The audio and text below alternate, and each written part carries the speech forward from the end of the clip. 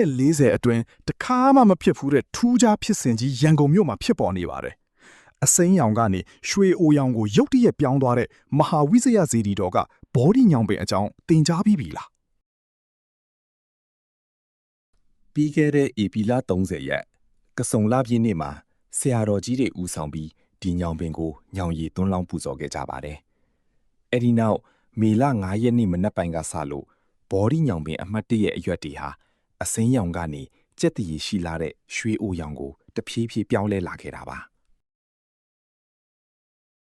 အကြမ်းမြင်ဆရာမကြီးဒေါ်အေးမိုးမိုးကတော့ညောင်ပင်တွေကိုရွှေသင်္ကန်းကပ်ဖို့အိမ်မက်ရလို့ကတ်လူပူဇော်ပြီးချိန်မှာအခုလိုထူးခြားဖြစ်စဉ်ပေါ်ပေါက်လာတာလို့ဆိုပါတယ်။အခုလိုရွှေရောင်ထွန်းတောက်လာတာဟာတိုင်းပြည်အေးချမ်းသာယာဝပြောမယ်အတိတ်နမိတ်ကောင်းဖြစ်ပြီးပြည်သူတွေစိတ်ချမ်းသာရမယ်အကြောင်းပါလို့သူမကယုံကြည်နေပါတယ်။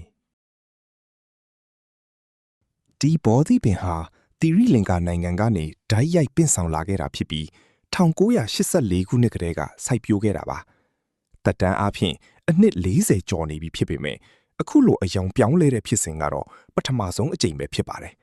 ။အခုဆိုရင်ဒီထူးခြားဖြစ်စဉ်ကိုလာရောက်လေ့လာသူတွေလိုရာဆူတောင်းကြသူတွေနဲ့စီကားနေပါတယ်။